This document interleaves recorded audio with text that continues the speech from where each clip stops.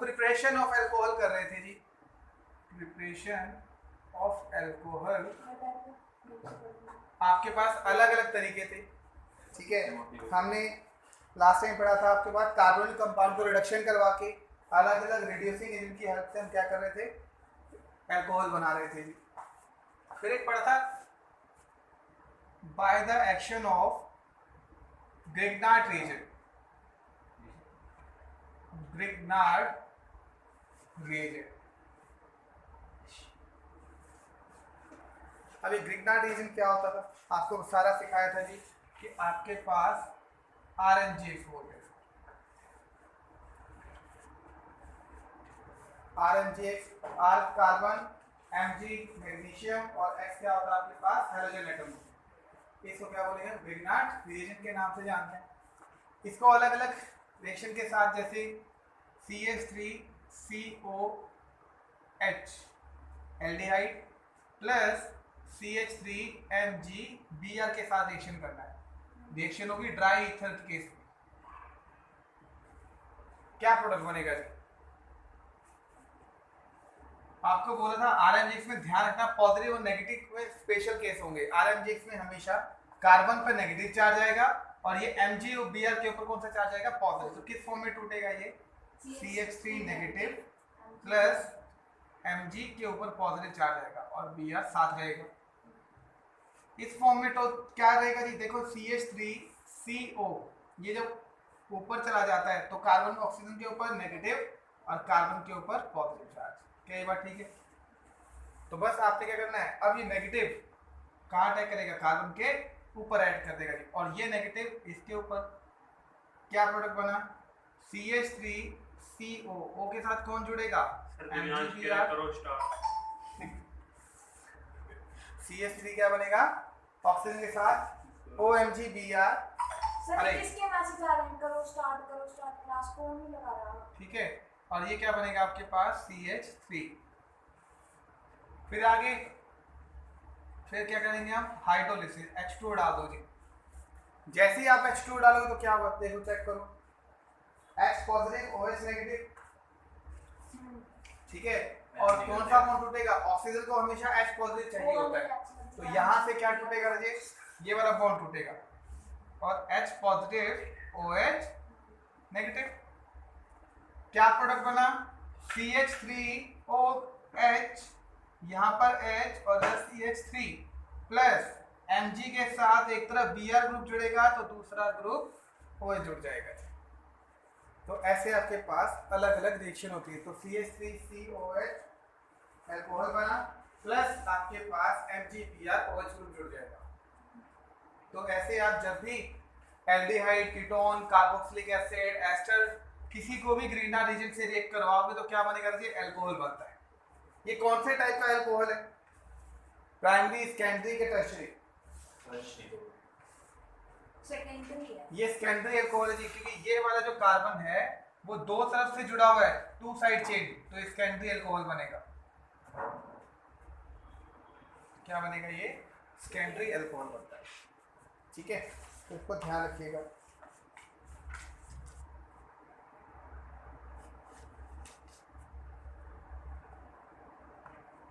Next is method of preparation of phenol. ये सारी की सारी एलिफेटिक अल्कोहल की प्रिपरेशन थी। अब हम करेंगे फिनोल की प्रिपरेशन, कि फिनोल आप कैसे कैसे तैयार कर सकते हो वो देखिए।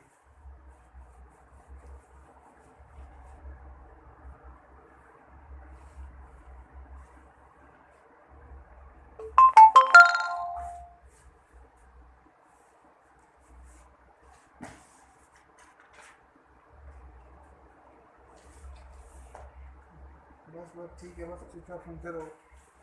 पहला जी आपके पास रिएक्शन फ्रॉम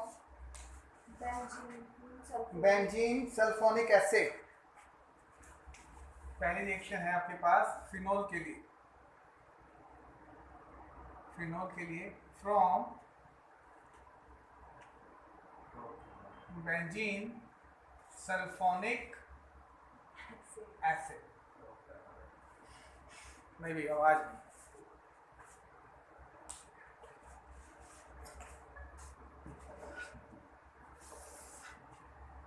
अब ये क्या करेगा, सबसे पहले बेंजीन को रिएक्ट करवाएंगे जी H2S2, ये बेंजीन है, इसको रिएक्ट करवाओगे H2S2O7।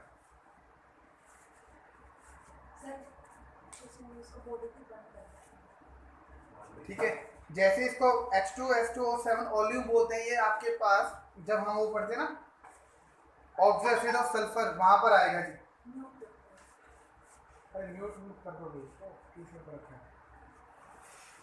ठीक है, तो ये क्या बनेगा जी, यहाँ पर जैसे ही सल्फ्योनिक एसिड ओलियम बोलते हैं इसको, ओलियम, जैसे ही ओलियम आएगा ना तो यहाँ पर क्या आ जाएगा आपके पास SO3H जुड़ जाएगा, SO3H जुड़ जाता है। ठीक है, जिसको क्या बोलेंगे हम, बेंजीन सल्फोनिक एसिड के नाम से जाना जाएगा। फिर कहते हैं आपके पास 2 मॉलिक्यूल ऑफ NaOH यूज होंगे, 2 मॉलिक्यूल ऑफ NaOH। फिर कहते जैसे ही आपके पास 2 मॉलिक्यूल ऑफ NaOH को रिएक्ट करोगे जी आप 573 केल्विन के ऊपर, तो आपको 2 मॉलिक्यूल निकलेंगे, एक N2SO3 और दूसरा H2। टेम्परेचर था जी 573 केल्विन, ये याद रखना है। जब इतना सारा प्रोडक्ट निकलेगा तो यहाँ पर आपके पास सिर्फ और सिर्फ क्या आ जाएगा, ऑक्सीजन नेगेटिव। क्या आएगा, ऑक्सीजन नेगेटिव। इस ऑक्सीजन नेगेटिव को बोलते हैं फिनॉक्साइड आयन। इसको क्या बोलेंगे, फिनॉक्साइड आयन बोलेंगे। इस नेगेटिव को न्यूट्रलाइज करने के लिए कोई ना कोई पॉजिटिव जरूर होगा। Na पॉजिटिव हो सकता था, K पॉजिटिव हो सकता है, तो इसके नाम क्या आएगा, नाम क्या बनेगा, सोडियम फिनॉक्साइड। इसका नाम क्या बनेगा, सोडियम फिनॉक्साइड के नाम से जानते हैं। फिर इसको हाइड्रोलिसिस करवा दीजिए, H2O डाल दीजिए या HCl डाल दीजिए। जैसे ही मैं इसके साथ HCl डालूंगा तो क्या बनेगा, बोलो जी, ये O के साथ H जुड़ जाएगा और NaCl अलग हो जाएगा। तो आपके पास O के साथ H प्लस NaCl, तो ये क्या बना लीजिए, आपके पास फिनोल बन जाएगा। तो पहली रिएक्शन, ये बहुत बड़ा मैकेनिज्म, इसको हमें मत खाने वाला है, ये आपको सिर्फ याद है, जो मैकेनिज्म वाली रिएक्शन है वो हम आगे कर लेंगे। तो कहते हैं आपके पास इतना ध्यान रखना कि बेंजीन को पहले ओलियम के साथ एक किया तो SO3H, तो बेंजीन सल्फोनिक एसिड बनेगा। फिर इसको फर्दर आगे 2 मॉलिक्यूल ऑफ NaOH के साथ एक करोगे तो फिनॉक्साइड आयन बनेगा, और फिर लास्ट में क्या, हाइड्रोलिसिस करके OH आ जाएगा। इसको बोलेंगे फिनॉक्साइड आयन के नाम से जाना जाता है। ठीक है, एक तो ये हो जाएगा। ऐसे ही दूसरी रिएक्शन,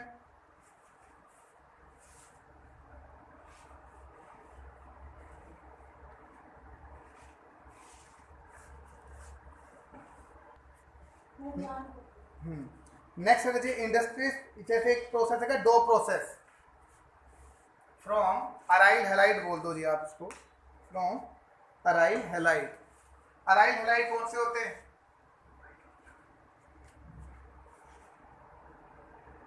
अराइल हैलाइड इस रिएक्शन का नाम से डो प्रोसेस भी बोलते हैं जिसको, ये पेपर में बहुत बार आया हुआ है। रिएक्शन कराओ जी आप क्लोरोबेंजीन को 2 NaOH के साथ, ये रिएक्शन को याद रखना, बहुत बार पेपर में आई हुई है। रिएक्शन को करना जी chlorobenzene plus 2 NaOH, 2 molecule of NaOH। जैसे इसको 2 मॉलिक्यूल ऑफ NaOH के साथ ये करोगे एट 320 एटमॉस्फेरिक प्रेशर, प्रेशर बहुत ज़्यादा होता है जिसका 200 एटमॉस्फेरिक प्रेशर। ठीक है, जैसे ही आप इसे प्रेशर डालोगे तो इसमें एलिमिनेट होगा 1 molecule of NaCl plus H2O,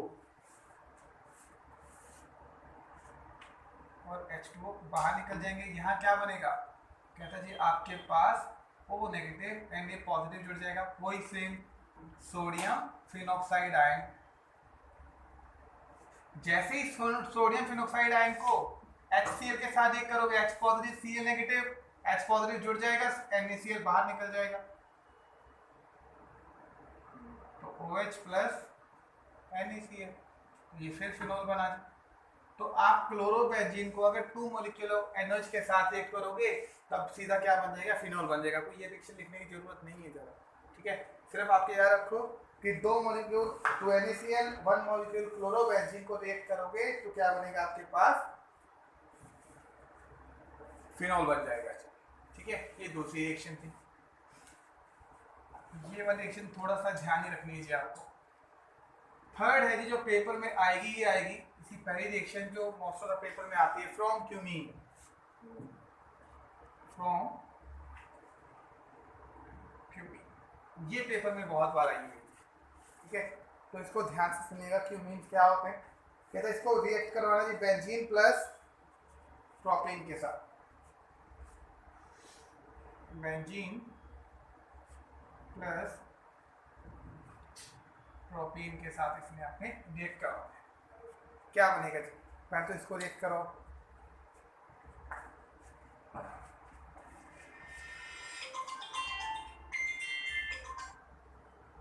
hello, हाँ जी हाँ जी, आ जाओ कोई।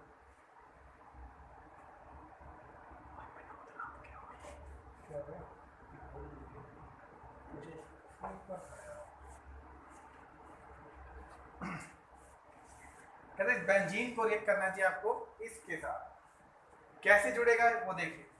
कहते जी आपके पास बेंजीन के मॉलिक्यूल को तोड़ेंगे, ये इधर जाएगा, क्या बना, इधर नेगेटिव और इधर पॉजिटिव, ठीक है। बेंजीन को मूव करने यही बनेगा ना। अब इस मॉलिक्यूल को देखो ध्यान से, इसको मैं ऐसे भी लिख सकता था CH3 CH2, एक ही बात है। ये डबल बॉन्ड क्या इधर जाएगा जी, जैसे इधर जाएगा तो क्या बनेगा आपके पास, बोलो, CH3 CH2, इधर नेगेटिव और इधर क्या आएगा, पॉजिटिव। क्या ये नेगेटिव इस पर अटैक करेगा, जैसे ही अटैक करेगा तो क्या जुड़ जाएगा जी, देखो बेंजीन के साथ ध्यान से देखना, CH2 इसके साथ CH पहले ये जुड़ेगा, फिर कौन जुड़ेगा CH2 और फिर कौन जुड़ेगा जी CH3। देखो ना, इसके साथ CH, इस CH के दो तरफ देखो कौन कौन है, एक तरफ CH3 है और एक तरफ CH2 नेगेटिव, और दूसरे में कौन है, पॉजिटिव। एक हाइड्रोजन दिखाते हैं जिसके ऊपर नेगेटिव जुड़ा हुआ है, क्या करेगा, ध्यान से देखना, ये जो नेगेटिव है इस H को अपने साथ ले जाएगा और क्या बन जाएगा ये जी CH3, और डबल बॉन्ड यहाँ वापस आ जाएगा। जैसे ये डबल बॉन्ड आएगा स्ट्रक्चर क्या बनेगी, तो यहाँ पर आपके पास CH के साथ एक तरफ CH3 और दूसरी तरफ भी CH3 आएगा। इसको क्यूमीन बोलते हैं, इसको क्या बोलते हैं, क्यूमीन के नाम से जाना जाता है, ये होता है क्यूमीन,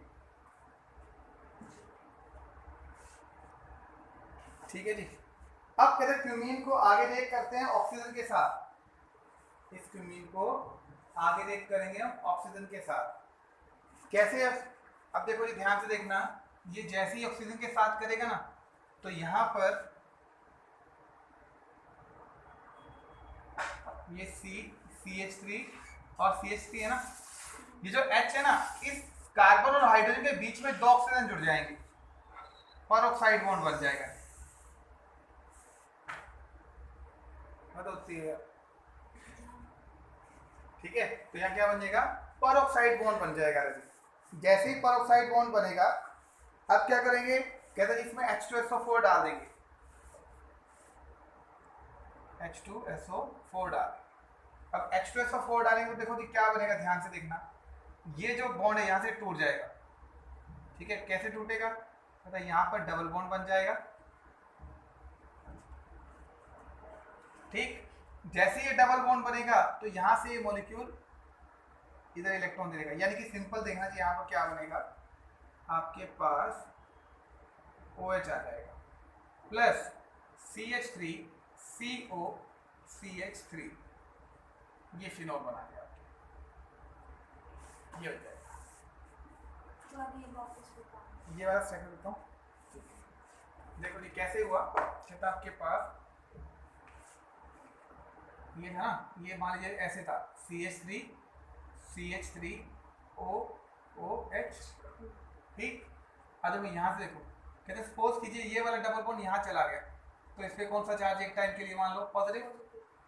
जब ये वाला यहाँ पर देखो, इस कार्बन के 5 बॉन्ड बन गए, 1 2 3 और ये 2 बॉन्ड बनेगा ना, यहाँ 5 हो गए ना, इसलिए एक बॉन्ड टूटेगा, एक बॉन्ड टूटेगा तो यहाँ पर कौन सा चार्ज आएगा, नेगेटिव। इसका और इसका यहाँ से कनेक्शन खत्म हो गई। ये क्या क्या बॉन्ड बना जी, क्या कंपाउंड बना, देखो CH3 CO CH3 CH3 CO CH3 बना। अब तो देखो यहाँ पर नेगेटिव है इस कॉर्नर पर, और इस पे कौन सा चार्ज है, पॉजिटिव। तो क्या ये नेगेटिव इसको नहीं जोड़ देगा, जुड़ेगा तो क्या बन जाएगा जी, वो चार्ज आएगा ऐसे था, ठीक है। और अलग से क्या चला जाएगा, एसीटोन बाहर चला जाएगा। तो इस मॉलिक्यूल को क्या बोलेंगे हम, एसीटोन, और दूसरे क्या बोलेंगे, फिनोल। तो ऐसे आप क्यूमीन से भी क्या बना सकते हो, पेपर में फिनोल बना सकते हैं। पेपर में कैसे आएगा वो देखिए, पेपर में आपको इतना तामझाम नहीं करना है, आपको सिर्फ ये देगा, ये बेंजीन है, क्यूमीन है, और एरो के ऊपर पहले के केस में देगा O2, दूसरे केस में देगा H2SO4, ये देगा, और यहाँ A लिखा मिलेगा। बस आपको इतना बताना है कि यहाँ क्या आएगा। तो आपको ध्यान रखना है, जब भी बेंजीन और प्रोपीन की रिएक्शन होगी इन प्रेजेंस ऑफ ऑक्सीजन, तो हमेशा लास्ट में आपने यहाँ क्या लगाना है, फिनोल और एसीटोन ग्रुप लगा देना। बस ये बनाना है, आपको 1 नंबर मिल जाएगा इस चीज में। बोलो जी, ठीक है, इतना होता है। तो ऐसे आप किसी भी प्रोसेस से क्यूमीन की रिएक्शन भी शो कर सकते हो। तो ये थी प्रिपरेशन ऑफ एल्कोहल और फिनोल के लिए। अब है जो physical property of alcohol and phenol, वो पढ़ लो जी थोड़ी थोड़ी। Physical property of alcohol and phenol.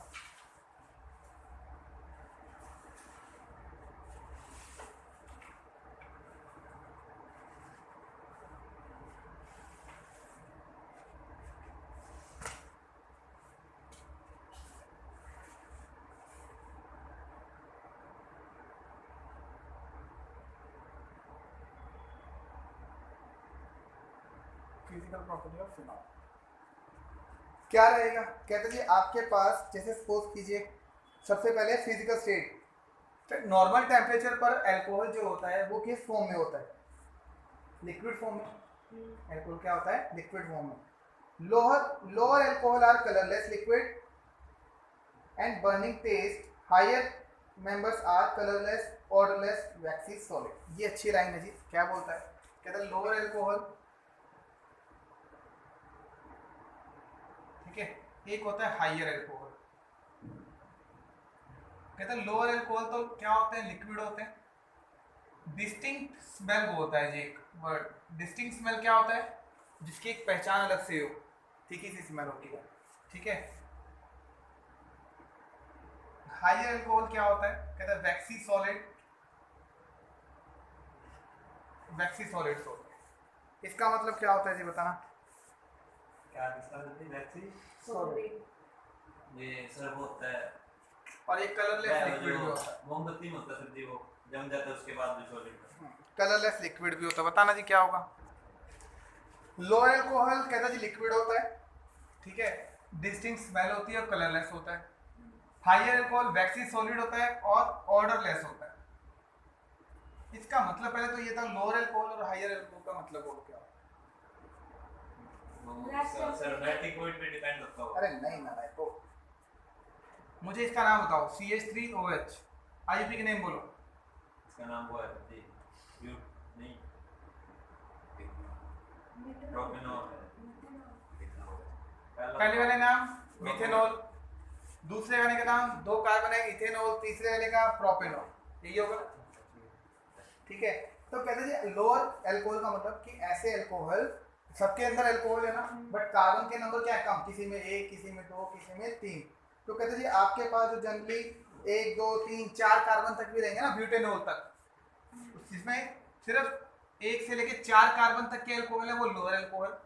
5 से आगे जितने भी बड़े होते हैं, 5, 10, 18, 20 कार्बन वाला अल्कोहल होगा, वो हायर अल्कोहल हो, जिसमें कार्बन के नंबर ज्यादा होते हैं, वो हायर अल्कोहल। जिसमें कार्बन के नंबर कम होता है वो लोअर अल्कोहल होता है, ठीक है, ये बोलते हैं। फिर बॉइलिंग पॉइंट की बात आती है। जो बॉइलिंग पॉइंट होता है वो उसका जो हाइड्रोकार्बन और हेलोएल्केन में से किसका ज्यादा होगा। जैसे एक अल्कोहल दे दिया सपोज करो, और दूसरा आपके पास CH3C है, इन दोनों में से बॉइलिंग पॉइंट ज्यादा किसका होगा, अल्कोहल का कि हेलोएल्केन का,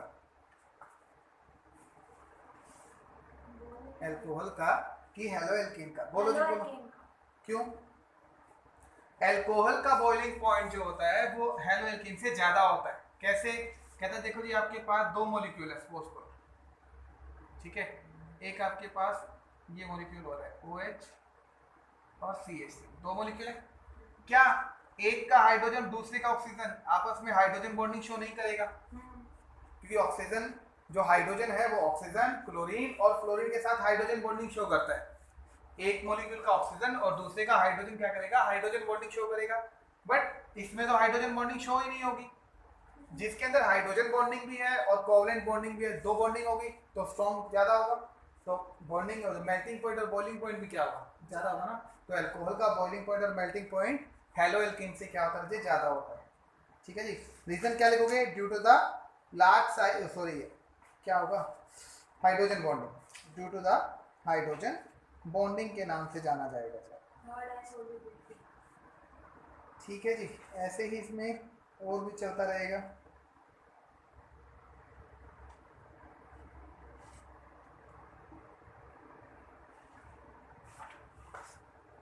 फिर इसमें एक फर्क और आएगा। अल्कोहल के बॉइलिंग पॉइंट में क्वेश्चंस काफी आ जाते हैं कई बार, तो ध्यान से सुनो। आपके पास और उसमें क्या रहेगा? कहते जी एक तो ब्रांच चेन होती है और एक स्ट्रेट चेन होती है।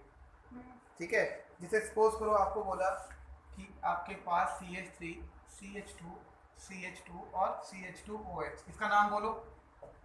ब्यूटेनॉल, 4 कार्बन है तो CH3 CH CH3 CH2 और OH, इसका नाम बोलो। मिथाइल ऊपर वाला तो मिथाइल propionol है। प्रोपेनॉल मिथाइल प्रोपेनॉल होगा ना, राइट। Methyl propanol. ठीक है। अब लेकिन दोनों में एक बात सुनो जी, दोनों के नंबर ऑफ कार्बन और हाइड्रोजन और ऑक्सीजन सेम है। चेक कर लो जी, कार्बन 4 है, हाइड्रोजन कितने हैं जिसमें? हाइड्रोजन 10 है और एक ऑक्सीजन है, दोनों में सेम ही है ना। तो कहते हैं जी आपके पास कार्बन के नंबर भी सेम है, हाइड्रोजन ऑक्सीजन सब सेम है, लेकिन दोनों के बॉइलिंग पॉइंट में फर्क आएगा कि नहीं आएगा? तो क्या बोलोगे जी? कहते बिल्कुल आएगा।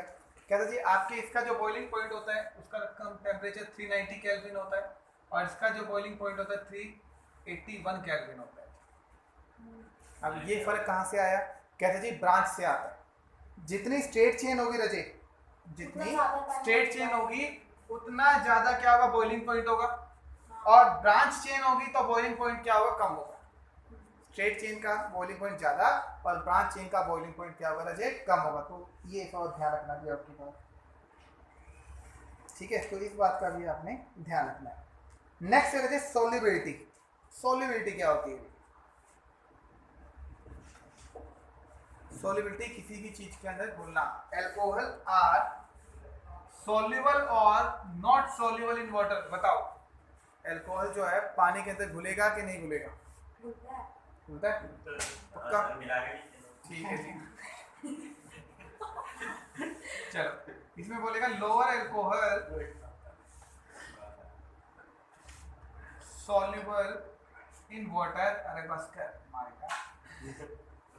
ठीक है, और हायर अल्कोहल नॉट सॉल्युबल या लेस सॉल्युबल बोल दो इसको, लेस सॉल्युबल।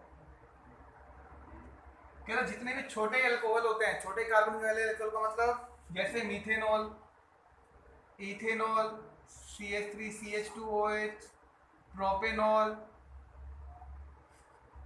ये सब जो अल्कोहल है ये तो वाटर के साथ बहुत अच्छे से सॉल्युबल कॉम्प्लेक्स बनाते हैं। लेकिन कहता जी जैसे जैसे कार्बन के नंबर बढ़ते जाएंगे सॉल्युबिलिटी कम होती चली जाएगी। इसका मतलब क्या हुआ? जैसे अब आपके पास हेप्टेन, हेप्टेनॉल हो गया, ऑक्टेनॉल, जितने कार्बन के नंबर बढ़ेंगे वैसे वैसे उस अल्कोहल की सॉल्युबिलिटी क्या होगी? कम होगी। अब जैसे कोई आपको बोल दे दो है जी, एक तो इथेनॉल है और एक आपके पास 8 वाला ऑक्टेनॉल है, दोनों में से ज्यादा सॉल्युबिलिटी किसकी होगी? इसके कार्बन कम है तो इथेनॉल की होगी।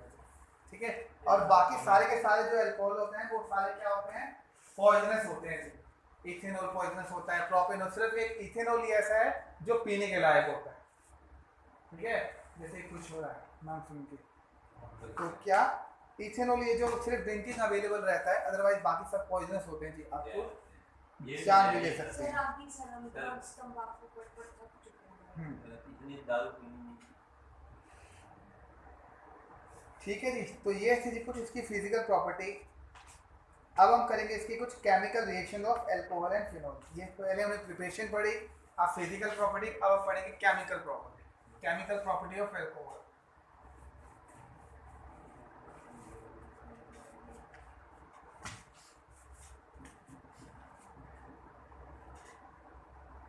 केमिकल प्रॉपर्टी ऑफ अल्कोहल, ये ध्यान से समझना ही बहुत जरूरी है।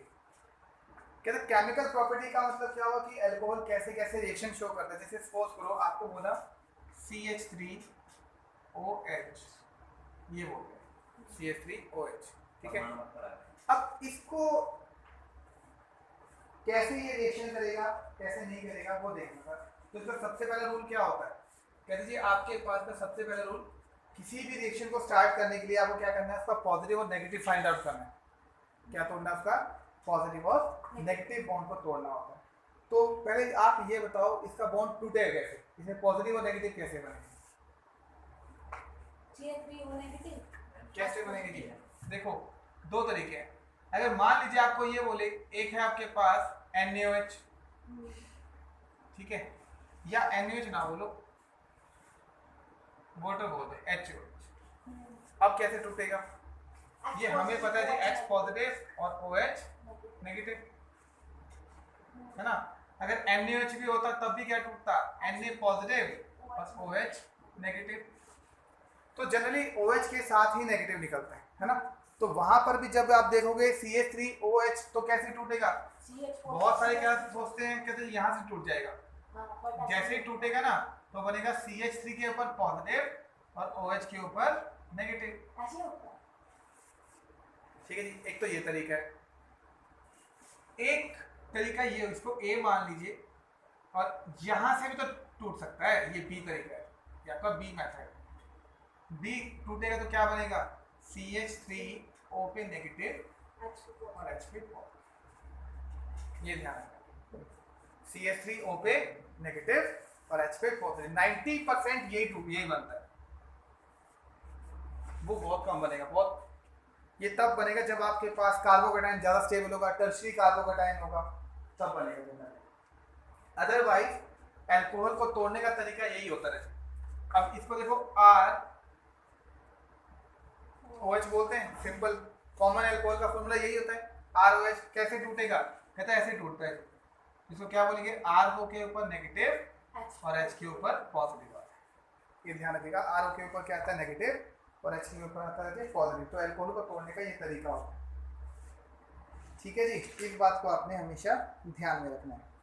अब इसकी कुछ रिएक्शंस करते हैं, वो देखो जी कैसे होगी। अब इसमें दोनों ही रिएक्शन पढ़ेंगे। जैसे पहला आएगा chemical reaction of alcohol by cleavage of carbon oxygen bond. दो बॉन्ड टूटेंगे जी, यहाँ दो तरीके हैं। कहते कौन सा, देखो अगर एक तो कार्बन और ऑक्सीजन का बॉन्ड टूटे उसको A बोल दो, तब तो ये बनेगा। अगर कार्बन ऑक्सीजन और हाइड्रोजन का बॉन्ड टूटेगा तो B बनेगा। तो दोनों तरीके से बॉन्ड टूट सकता है। कार्बन ऑक्सीजन का बॉन्ड टूटेगा तो ये पार्ट बनेगा, ऑक्सीजन और हाइड्रोजन का बॉन्ड टूटेगा तो ये पार्ट, ठीक है। दोनों ही टाइप से आपको रिएक्शन शो करनी है भाई, किससे क्या क्या बनेगा और कैसे कैसे रिएक्शन शो करेगा वो देखना है जी आपको। जैसे पहला है जी आपके पास reaction involving the cleavage of oxygen OH bond.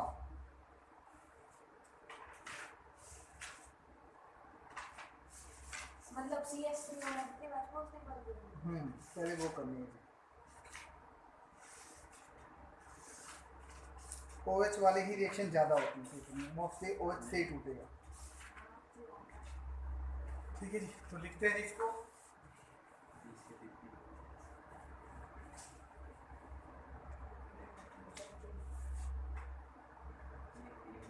Chemical reaction involving cleavage of OH bond, ठीक है। ऑक्सीजन हाइड्रोजन का बॉन्ड तोड़ने के दौरान जो बनेगा उसको बोलेंगे जी हम।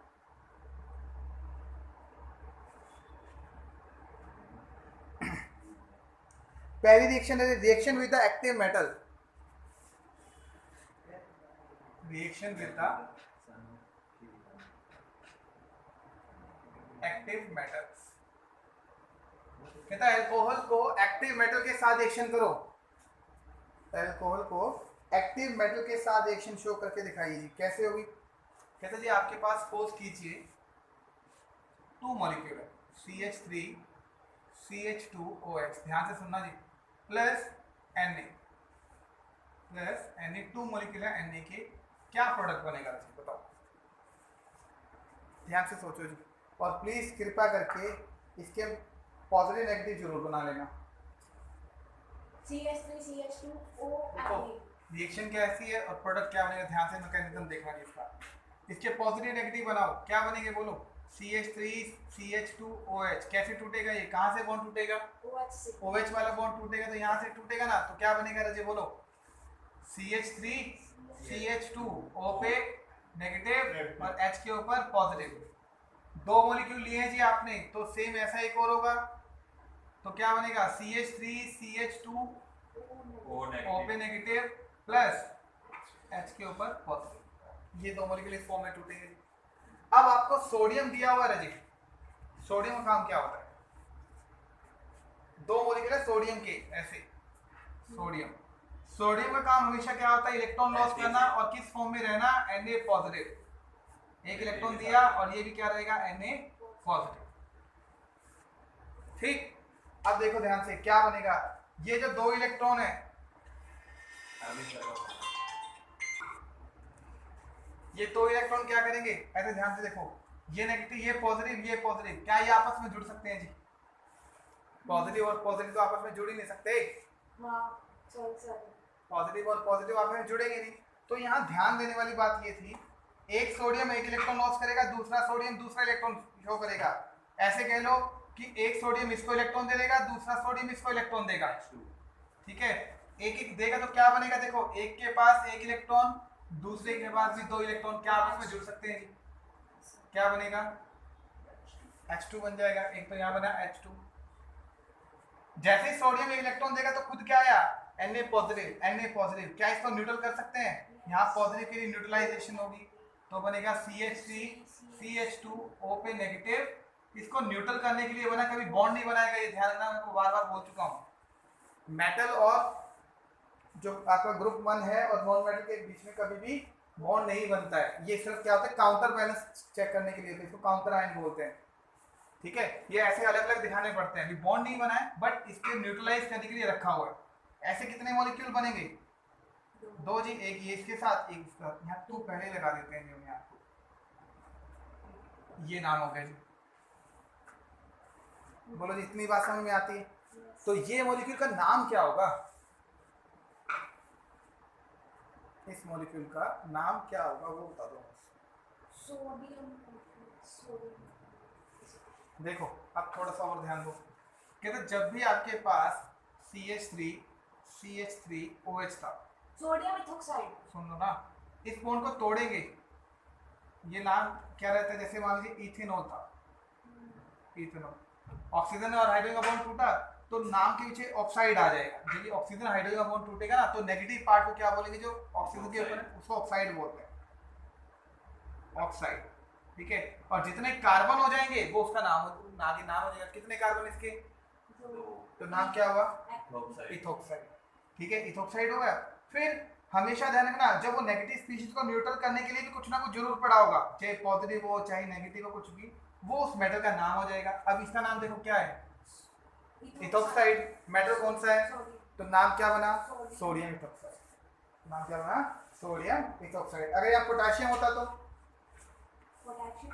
नाम क्या होता है, पोटेशियम ऑक्साइड के, इथोक्साइड के नाम से आएगा। बोलो जी इतनी बात समझ में आती है क्या, ठीक है जी, और करना है, टाइम हो गया, मीटिंग और करो, पूरा 1 मिनट नहीं पड़ा। चलो आगे तो करेंगे। एक और प्रॉपर्टी है इसकी, एसिडिक प्रॉपर्टी, ये पेपर में बहुत बार पूछा जाता है, कर दिया था अनम्यूट। आपसे पूछेगा जी comparison of acidic character of alcohol and water, ठीक है, एसिडिक नेचर के होते हैं ये सारे के सारे, ठीक है, जैसे अभी थोड़ी देर पहले किया ना, ये CH3 CH2O नेगेटिव और H पॉजिटिव किस कौन है, सोडियम आ जाता ना, तो ये एसिडिक नेचर का होता है। तो कहते हैं जी आपके पास जितने भी एथोक्साइड्स होते हैं वो क्या होते हैं, एसिडिक नेचर के होते हैं, और अल्कोहल भी क्या होता है, एसिडिक नेचर का ही होता है। कहता है ठीक है। आपसे एक वर्ड पूछेगा जी, एक तो होता है H2O और एक होगा आपके पास CH3 CH2 मान लो, और एक OH। एक तो आपके पास अल्कोहल है और दूसरा आपके पास वाटर है। आपसे पूछेगा कि बताओ दोनों में से ज्यादा एसिडिक नेचर का कौन होगा, ज्यादा एसिडिक नेचर का कौन होगा, क्यों? पहला क्वेश्चन है, बहुत बार पेपर में पूछा हुआ। क्योंकि सर इथेनॉल खुद एक वो है एसिड में आता है। अल्कोहल है। आपसे कंपैरिजन करने के लिए बोलेगा रजे कि अल्कोहल और वाटर में से ज्यादा एसिडिक कौन होगा। सुनो ध्यान से, कहता है जी ये इस बात एसिड कैसे डिपेंड, किस बात पे डिपेंड करेगा, तो कौन होते हैं एसिड। कहता है जो सब्सटेंस जितना जल्दी अपना H पॉजिटिव लॉस कर देगा वो उतना ही अच्छा एसिड होता है। ये बात ठीक है, जो सब्सटेंस जितना जल्दी अपना H पॉजिटिव लॉस करेगा वो उतना अच्छा एसिड होता है। ठीक है, कर देगा, कोई बात नहीं। अब आपको ये पता करना था कि इन वाटर और अल्कोहल में से ज्यादा जल्दी अपना H पॉजिटिव लॉस कौन करेगा। सुनना ध्यान से, ऑक्सीजन हमेशा उसका वहां से H पॉजिटिव जल्दी निकालता है। हमेशा ऑक्सीजन क्या करता है, ऑक्सीजन का काम क्या है, इसको H को हटा देना और इधर से भी इस H को हटा देना। लेकिन ऑक्सीजन H को हटाता कब है, H को लॉस कब करेगा, जब ऑक्सीजन के ऊपर इलेक्ट्रॉन की खुद की कमी लगती है। उसको लगता है कि मेरे पास इलेक्ट्रॉन कम है, इसलिए वो क्या करेगा, हाइड्रोजन से हमेशा इलेक्ट्रॉन लेके खुद के ऊपर अपने इलेक्ट्रॉन की डेंसिटी बढ़ाना चाहता है। लेकिन अगर आप ध्यान देना, इस ऑक्सीजन के ऊपर ध्यान देना, ये और एक ही ऑक्सीजन, इस ऑक्सीजन के एक तरफ क्या है, कार्बन की चेन। इस ऑक्सीजन की तरफ एक तरफ क्या है, कार्बन की चेन जुड़ी हुई रहती है। कार्बन की चेन का मतलब क्या होता है, electron donating group. Electron donating group, electron donating group का मतलब क्या हुआ कि ये इसको इलेक्ट्रॉन ट्रांसफर करते रहते हैं, मतलब थोड़े से इलेक्ट्रॉन की सहायता देते हैं। जब इसको इलेक्ट्रॉन की सहायता मिल रही है, इसको थोड़ी हेल्प करता रहता है इलेक्ट्रॉन भेजने में, तो क्या इसके ऊपर इलेक्ट्रॉन की कमी आएगी, ऑक्सीजन के ऊपर नहीं आएगी। ठीक है जी। एक यहाँ देखो इस ऑक्सीजन के ऊपर, इस ऑक्सीजन में दोनों तरफ हाइड्रोजन है और हाइड्रोजन तो वैसे ही गरीब है। उसके पास, इस हाइड्रोजन के पास दूसरी तरफ कार्बन की चेन नहीं जुड़ी हुई। ठीक है, तो बताओ इन दोनों ऑक्सीजन में से किस ऑक्सीजन के ऊपर इलेक्ट्रॉन की कमी है, हाइड्रोजन वाटर के वाले पे कि अल्कोहल वाले पे, वाटर वाले अल्कोहल ऑक्सीजन के ऊपर इलेक्ट्रॉन की कमी है रजी, क्योंकि यहाँ पर उसको हेल्प करने वाला R ग्रुप नहीं है, सिर्फ हाइड्रोजन ही है, और हाइड्रोजन के पास खुद के पास एक इलेक्ट्रॉन, वो क्या हेल्प करेगा। लेकिन अल्कोहल के पास R ग्रुप है, R ग्रुप है मतलब उसके पास इलेक्ट्रॉन, ये डोनेटिंग सब्सटेंस होता है तो इलेक्ट्रॉन थोड़ी बहुत हेल्प करता रहता है इसकी। तो हम बोलेंगे इस अल्कोहल के केस में इलेक्ट्रॉन की डेंसिटी ज्यादा होती है, इलेक्ट्रॉन के पास, ऑक्सीजन के पास इलेक्ट्रॉन बहुत होते हैं, मुझे जरूरत नहीं है, यहाँ पर कम है। तो दोनों केस में देखो कौन सा ऑक्सीजन जल्दी हाइड्रोजन को भगा देगा, इलेक्ट्रॉन उसके लेके। दोनों केस के अंदर ऑक्सीजन जो है इस हाइड्रोजन को जल्दी निकलेगा कि ये वाला हाइड्रोजन, ये नीचे वाला। क्यों, क्योंकि इसके पास खुद के पास इलेक्ट्रॉन है। तो जब इस ऑक्सीजन के पास खुद के पास इलेक्ट्रॉन है तो ये इससे क्यों लेगा जी, इसके इलेक्ट्रॉन क्यों लेगा, इससे इलेक्ट्रॉन तो वो मजबूरी में लेता है जब उसके खुद के पास कम होते हैं। तो इन दोनों के केस में किसके पास इलेक्ट्रॉन कम है, इस वाटर वाले ऑक्सीजन के पास इलेक्ट्रॉन कम है, क्योंकि इसके पास कोई इलेक्ट्रॉन डोनेटिंग ग्रुप नहीं जुड़ा हुआ, इसके पास इलेक्ट्रॉन डोनेटिंग ग्रुप जुड़ा हुआ है। तो जल्दी कौन हाइड्रोजन जाएगा, कहता है वाटर वाला हाइड्रोजन जल्दी भाग जाता है या ऑक्सीजन उसको भगा देता है। नहीं सर, अल्कोहल वाला जल्दी नहीं जाएगा। कमाल बात हो गई, मैं क्या बोल रहा हूँ, क्या सुन रहा हूँ। आपके पास इस ऑक्सीजन के पास इलेक्ट्रॉन डोनेटिंग ग्रुप लगा हुआ है, यानी कि आपको सपोज करो इसको ना 10 रुपए है इसके पास, ऐसे ही रखो, ठीक है, और ये तभी खुश होता है जब इसके पास 8 रुपए हो या 10 रुपए ही होते हैं, सपोज करो इसके पास अभी 10 रुपए हैं, ठीक है, या 9 रुपए मान लो, चलो 9 रुपए इसके पास, खुद के पास 9 रुपए हैं अभी। ये जब तक किसी हाइड्रोजन से 1 रुपया नहीं खींचेगा जब तक इसके पास 9 रुपए से कम ना हो, ऐसे मान लो, या 9 रुपए तक ही हो, ये इसको हेल्प कर रहा है। तो इसके नंबर क्या हो गए, ज़्यादा नहीं हो जाएंगे। ये मैं कहता हूँ जी, ये ना इसकी हेल्प करते पैसे देने में, तो इसके मान लीजिए ऑक्सीजन 10 हो गए, वैल्यू कितनी होगी 10। यहाँ पर इसको हेल्प करने वाला कोई नहीं है, तो कितने रहेंगे, 9 रहेंगे। इसको 10 बनना है तो कहाँ से बनेगा, इसके तो यहाँ से हेल्प मिल गई, तो इसको हाइड्रोजन के इलेक्ट्रॉन लेने की जरूरत है अच्छा वो ऊपर वाला लॉस यहाँ से, तो इसके पास है ही नहीं कोई जरूरत, तो ये क्या करेगा, किससे लेगा, हाइड्रोजन से चलेगा। तो दोनों केस में हाइड्रोजन किसका जल्दी निकलेगा, H2O का। तो कहता है दोनों केस के अंदर हाइड्रोजन जल्दी H2O का निकलता है। जितना जल्दी हाइड्रोजन निकलेगा एसिडिक कैरेक्टर ज्यादा किसके होंगे, वाटर के होंगे।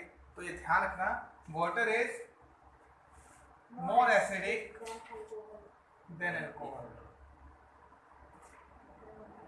बोलो जी क्या ये बात ठीक है ना, ये हमने प्रूफ कर दिया जी कि जो वाटर है वो अल्कोहल से ज्यादा एसिडिक होता है। रीजन क्या लिखोगे, due to the electron donating group, alcohol के ऊपर एक electron donating group R group लगा होता है, ठीक है। लेकिन वाटर के केस में दोनों तरफ हाइड्रोजन ही लगे होते हैं, इसलिए ऑक्सीजन के ऊपर इलेक्ट्रॉन डेंसिटी कम होती है। पर अल्कोहल के केस में ऑक्सीजन के ऊपर इलेक्ट्रॉन डेंसिटी ज्यादा होती है, इसलिए ऑक्सीजन को ये हाइड्रोजन निकालने की जरूरत नहीं पड़ती। लेकिन यहाँ वाटर वाले केस के अंदर दोनों तरफ हाइड्रोजन हाइड्रोजन है, इसलिए इसको हाइड्रोजन निकालने की जरूरत पड़ेगी, और ये जल्दी हाइड्रोजन निकाल भी देता है। और हाइड्रोजन की लीव करने की प्रॉपर्टी ज़्यादा जल्दी होगी, इसलिए वाटर जो है वो ज़्यादा एसिडिक होगा किसके मुकाबले, अल्कोहल के मुकाबले, ठीक है जी। तो alcohol water is more acidic then alcohol. बस आज इतना ही करेंगे, बाकी कल करेंगे जी।